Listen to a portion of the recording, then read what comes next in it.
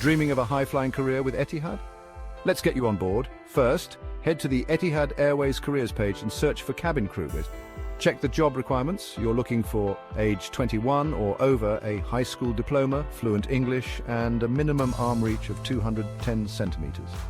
Tattoos visible in uniform? Sorry, not allowed. Next, polish up your CV, snap some professional photos, and write a killer cover letter.